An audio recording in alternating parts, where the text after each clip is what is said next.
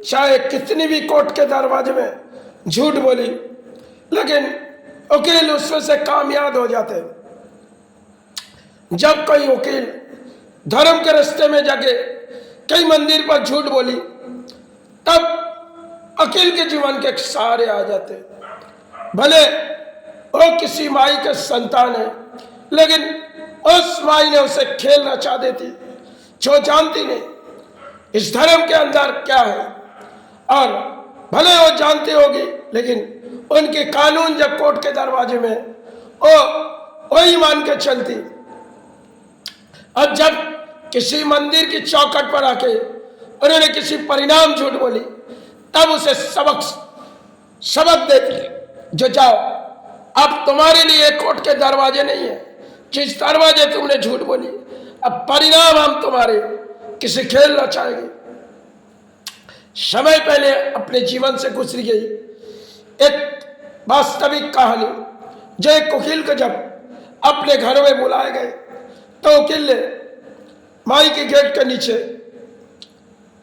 गिर पड़ी और हमने एक चाहत मांग रही थी, जो चाहत कई समय हमने उसे अर्थों दिए, अपने हाथों में जो फोन थी हमने उसे खरीद दिए। लेकिन जब बेईमानी उसे करते रहे तो माई ने उसे सबक दिए, क्योंकि कई समय उन्होंने गिड़गिड़ाए गए।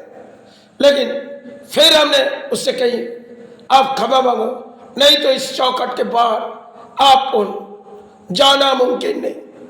जब चौखट पर उठाए गए मंदिर पर, तब उनकी पैर ठीक हुई।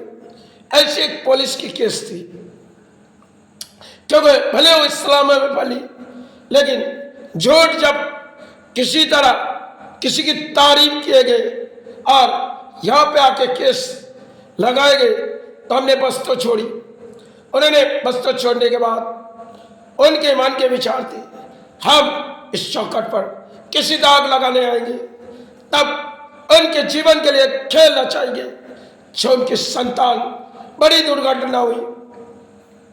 क्योंकि वो चाहे किसी कुर्सी पर बैठे हो और उनकी वो धर्म होती है, लेकिन जब कोई मंदिर और मस्जिद की चौखट पर अधर्म करते तो उसे दंड मिलते। चाहे इस्लामों की थी, लेकिन वो जानती नहीं जो सनातन धर्म में इतनी शक्ति है, जो भले हम इस्लाम में पले और वो इस्लाम भी गुम चुके और अपने धर्म भी गुम चुके, लेकिन जरूर सारे तो मिले होंगे। समय की एक बात थी, इन दोनों की अजीब सी कहानी, लेकिन किसी तरह क्षमा देने का अधिकार हमें नहीं, क्योंकि वो पाप किए तो उसे दंड मिलेगी। कली के दंड जब माई ने उसे दिए तो उसे भुगतनी पड़ेगी। जो वकील किए थे वो तो आज गुजर गए, और जो पुलिस किए थे यहाँ से चले गए।